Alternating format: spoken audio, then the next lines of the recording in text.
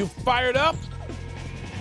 I'm Tony Kornheiser. We're on ESPN2, so I'm only prepared to go through the motions. That's all. Oh, come on. You're saying this is like a preseason exhibition, are you? So, no, I'm not. No, I don't want to act bitter. We were going so long I had plastic surgery. Can you tell? Can you tell? Yeah. I had plastic surgery? Absolutely. Yeah, good. Welcome to PTI, boys and girls. In today's episode, NFL playoff spots are at stake. Jimmy Butler wants out, and Booger McFarland joins us for 5 good minutes. Last night, Notre Dame stifled Georgia to advance to the playoff Final Four, where they joined Penn State, Ohio State, and Texas. Wilbon, which of these 4 teams is the biggest surprise to you? Well, Tony, I think Penn State, because they just never win big games. Never. Never meaning after the Joe Paterno era. So the last, whatever it is, 25 years, they don't win big games, but they won the 2 games they won, and everybody thought they had the easiest path. Now, I was at the Fiesta Bowl on New Year's Eve and watched them beat Boise State. And I thought Boise State was going to win that game. I went into that game thinking, I don't care about seedings. I don't care about reputation. I think that Boise State is going to win this game. And Boise State was behind early and tried to catch up and couldn't a couple of times. Looked like they were going to formulate a comeback. But I'm going to say Penn State is the surprise of the teams that are there, even though Penn State is a Power 4 school, a team that has won, a school that has won national championships in its history. I'm going to say I just didn't have that level of expectations, even as a Big Ten guy. You going to disagree with me on that? No, I'm not. Well, I'm going to disagree with the final answer, but if you had asked me a month ago, I would have said Penn State, because I didn't think they were particularly good. They were a third-place team in their own conference. They always lose to teams that are ranked higher to them. They lost to Oregon. They lost to Ohio State, but I think they did get the easiest draw. Yeah. Okay, I think they got the easiest draw, okay? I think that Boise State is a champion of a low sort of, conference. Then they got SMU, which was an also-ran in a mediocre conference. I never would have said Ohio State because I like the pedigree. And I wouldn't count it against them that they lost to the number 1 team in the country at Oregon by 1 point. The Michigan loss was terrible, but that is a blood rivalry. So I sort of give both teams a pass on that. And I never would have said Texas because I think Texas is a good team with a real good quarterback. And I like Texas, and they lost to Georgia. So I'm not going to get angry at that. I'm landing on Notre Dame, Mike. I'm landing on Notre Dame because they had the worst loss of the year in the first game when they lost to Northern Illinois. And they won every game since then. But I wasn't sure they had beaten any good teams since then. I think they got a break playing Georgia when Georgia was with its second-string quarterback. I think Notre Dame's quarterback, who ran the ball great, he threw it 24 times. He only gained 90 yards. I mean, that's just terrible. So to me, and I love Notre Dame, but they are the most surprising team to me to be this far. Let me say this, Tone, real quickly before we move to the next story. Notre Dame has benefited and done so well with the transfer portal, going in to get specific players at positions that have helped them. And Notre Dame is now a big, strong, tough team that doesn't get pushed around like the Notre Dame teams we've seen over the past 20 years. Notre Dame looks pretty darn good to me, just better than Georgia. They look better, and Georgia had a starting quarterback. Yes.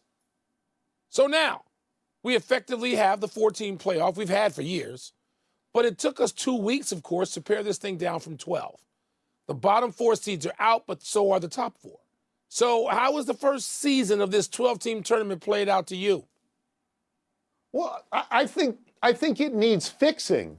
We watched 8 games. 6 of the games were terrible. They were complete blowouts. The Texas-Arizona State game was thrilling, but Mike, you and I both watched that game.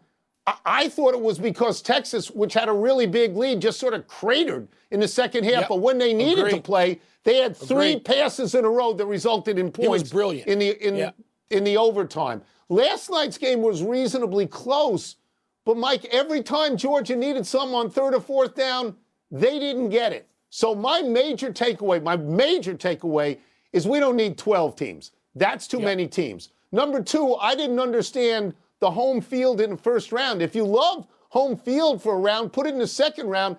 for your conference champions that you love so much, and maybe all 4 of them won't get knocked out in the same round. And my third position, Mike, would be to seed this thing, because I know it's romantic to say that Boise State has a wonderful team, but they were not the 3rd best team in this draw. And Arizona State was not the 4th best team in this draw. So that's my recommendation.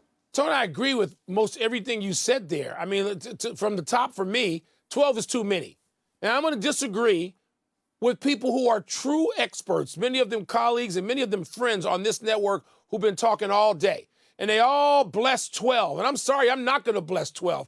It needs to be an 8-team tournament. Here's one of the reasons why it needs to be 8. First of all, college kids don't need to play 16 or 17 games in a season. That's heinous.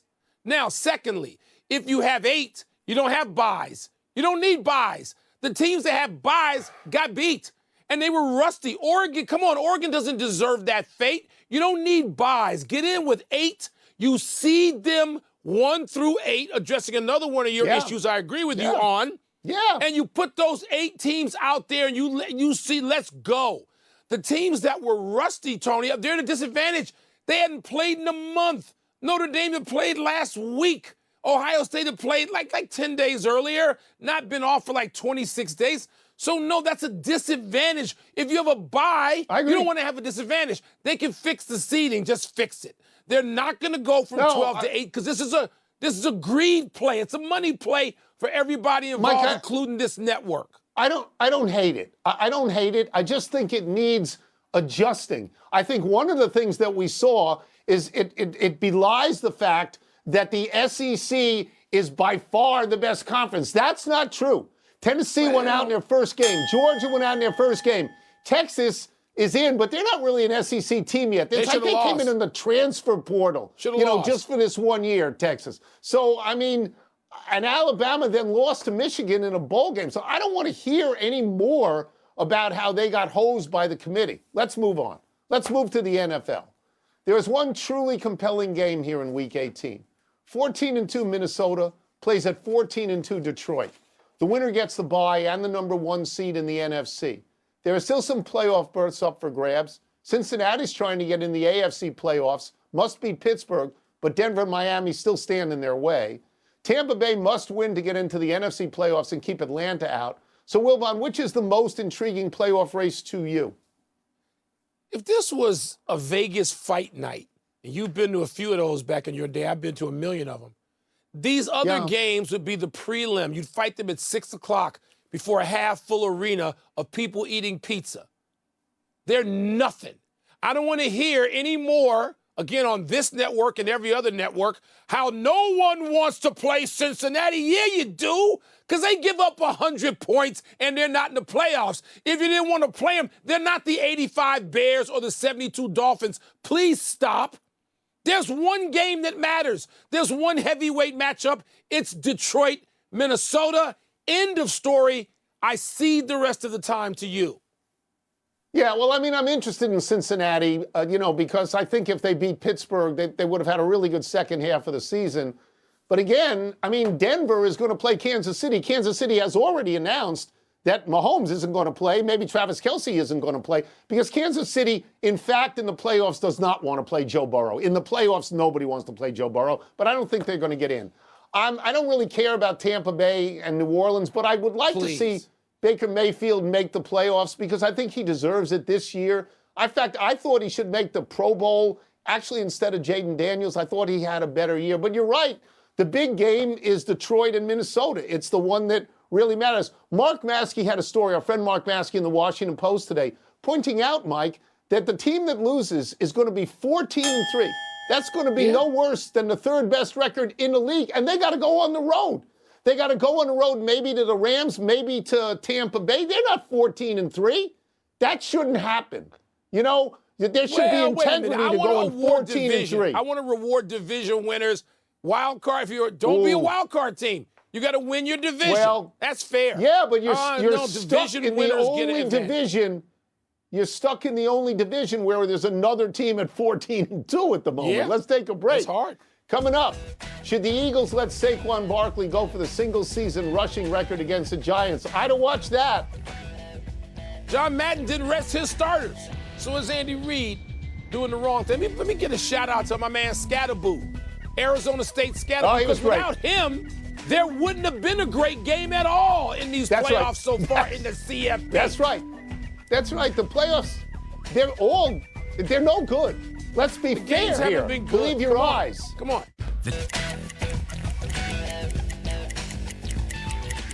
Let's get into all kinds of football with our great friend ESPN, NFL, and college football analyst Booger McFarland, wearing the logo from Sherwood Country Club in Los Angeles. Here we go. Let's start with this. We all watch this. We've been watching it for a couple of weeks now. What is your biggest takeaway from the first 12-team college football playoff? Well, Tony, I'm going to give you a couple. Number one, I think we have to figure out a way to reseed this thing. The four teams that got a bye probably shouldn't have gotten a bye. There's no way that Oregon, who was by far the best team all season long, should have gotten the matchup that they got. That's number one. Number two, would you rather play or would you rather get the bye? Because all four teams that got the bye lost. And the games really turned out not to really be that close. I know the score may not be that indicative, but the teams that had the bye really came out rusty. They didn't come out sharp, ready to play. So I'm not so sure I wouldn't want to play my way in and through this tournament. So next year, I look for the seeding to change. And maybe they may do away with some of these buys. I know they want to emphasize the conference championship, but let's see what they wind up doing next year, because this year, I think having the bye was a disadvantage. Booger, just to follow up on that, if you have 12 teams, somebody's got to have a bye. Is 12 too many? Tony and I talked about this all weekend. We love a playoff. We've loved it before a playoff existed. But 12 seems like too many. Yeah, but you also got to realize, Mike, the reason we do have 12 is we're trying to be inclusive of everyone. You know, we're in a society now where you can't shun somebody off or shun a conference off. So I think we go to 14 or 16 rather than go back to 8. I would love to go to 8, but we're not going there. The toothpaste is out of the tube right now. It's just like me. Hey, I don't have any hair. There's no way I can go back to growing a head full of hair. Like, it's done. It's over with. I got to move forward. Amen to that last observation. I think I'm with you on that one. Tony doesn't realize he's with us too. Nonetheless, we'll move to the NFL and Saquon Barkley. Booger, I'm totally conflicted about Nick Sirianni saying Barkley probably won't play Sunday against the Giants, even though he's well within reach of the all-time rushing record. I'm conflicted. How about you? Yeah, Mike, I'm really not conflicted. As much as I would love for Saquon Barkley to get this record, as much as I would love for his offensive line to get this record, it's always going to be team over individual, because we play a team sport. Because Saquon Barkley can't do it by himself, and everything that we're trying to do is about the team. It's about winning a championship. It's not about getting individual records. There are so many people that have individual records throughout this league. But you think about this. There's only been 57 champions so far, and we're about to crown number 58. And if you ask a lot of people, you look at the Philadelphia Eagles and you look at the fact that the Detroit Lions are really banged up and you really don't know maybe what you're going to get from the Minnesota Vikings, the Eagles might be the favorite in some people's eyes. And the last thing you would want is for your star running back, who has been phenomenal, to get hurt in a somewhat meaningless game. Speaking of resting starters, Booger, the Chiefs are going to rest their starters apparently against the Broncos, who are still trying to play their way in the playoffs. In a similar scenario, a long time ago, John Madden, 1976, John Madden's top-seeded Raiders played starters and won. Madden said he did it for the sake of the organization and football. Where are you philosophically on this? Did you ever have a similar situation in your career? Well, I think the way to handle this is maybe you can straddle the fence and do both. I know that's something we probably never should do when it comes to opinion television. But think about this. If they don't play their starters this week, that's off this week, that's off next week. And then you're not going to play till the Sunday of the end of the third week. So to me, that's a long time. I understand Patrick Mahomes not playing. He is all world. He is banged up. But if I'm an offensive lineman, if I'm a defensive lineman, let me go out and get 10 or 12 snaps. Let's treat this like a preseason game.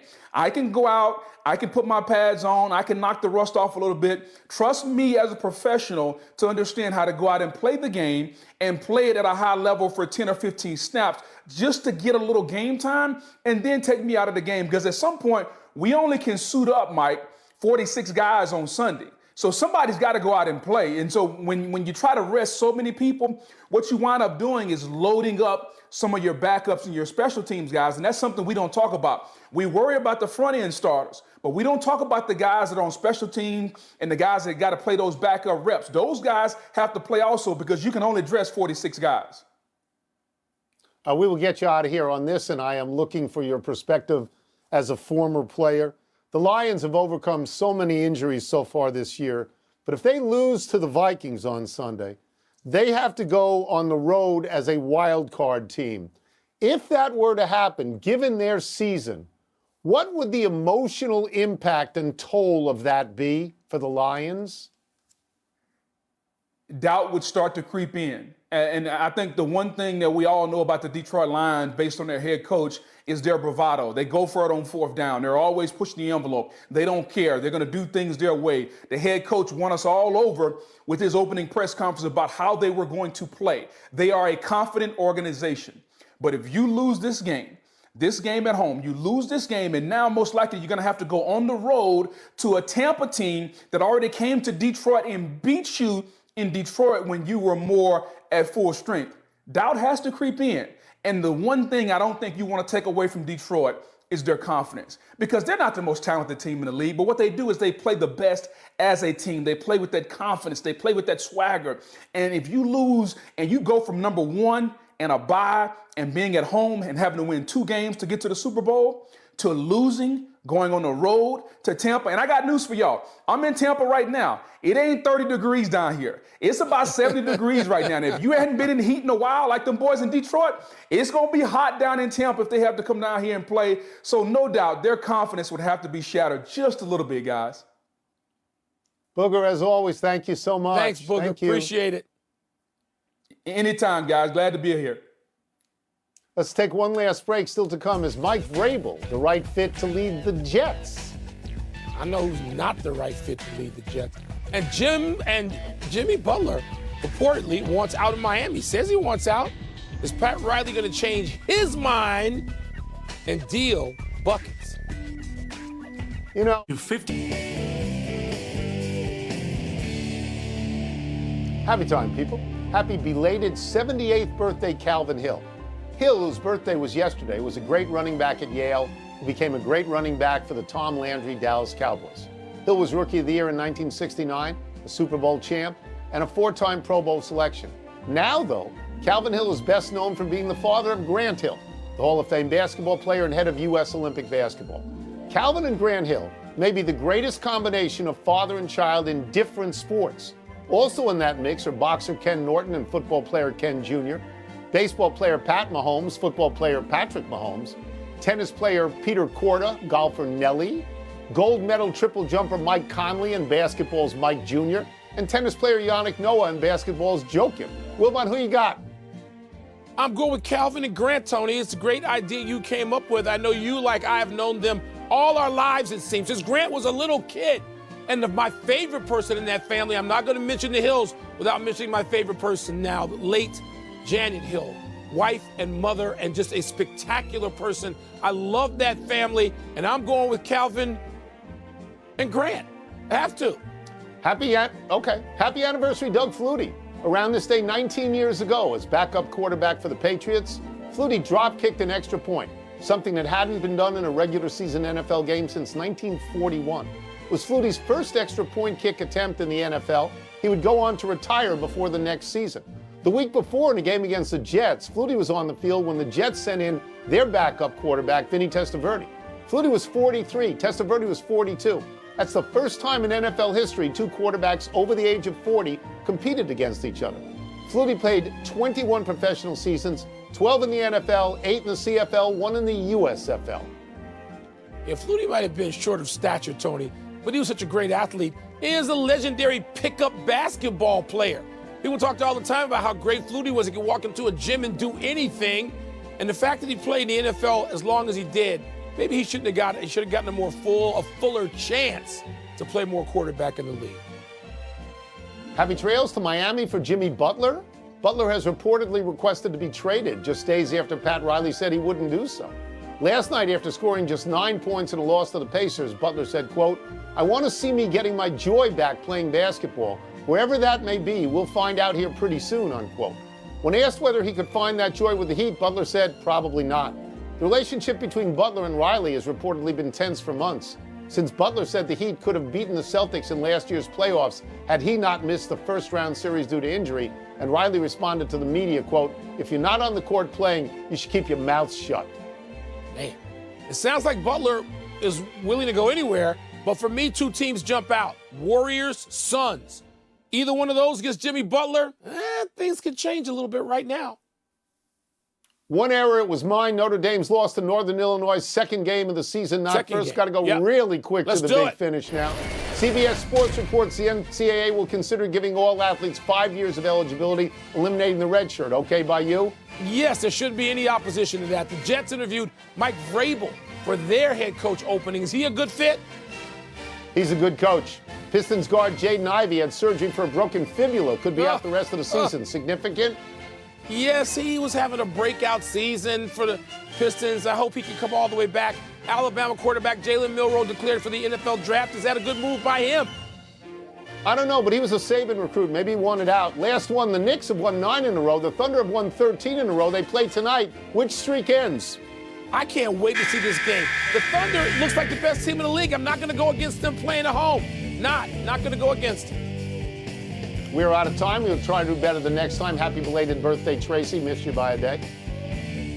I'm Mike Wilbon. Have a great weekend, knuckleheads.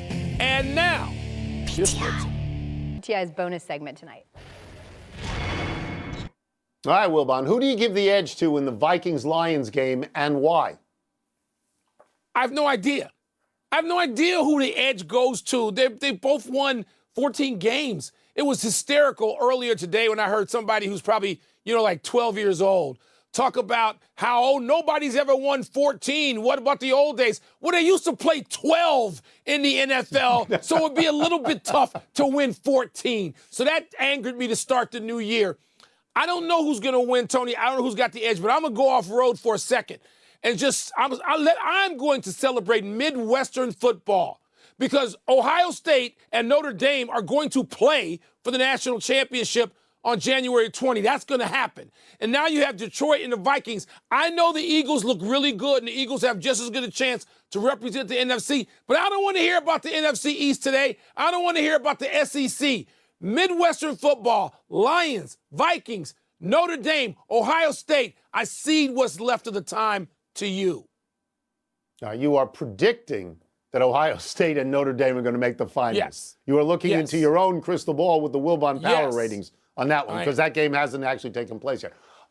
So I watched the Detroit Lions a lot this year, and almost every time I watch them, they are a confident, exciting team that really seemed to love their coach. And I got to believe after some period of time that they were a team of destiny.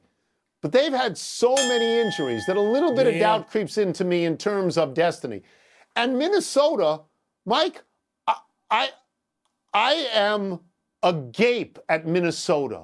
This is the best coaching job in the entire league. They lost their starting quarterback. They brought in a guy who had never succeeded anywhere. Every week I wait for Minnesota to lose. Every week I wait for Sam Darnold to turn into a pumpkin. And it doesn't happen. It doesn't happen. And so somehow I think that even though they're on the road, they're going to win this game. They're really the most successful team in the league this year, given what you thought going in, don't you think?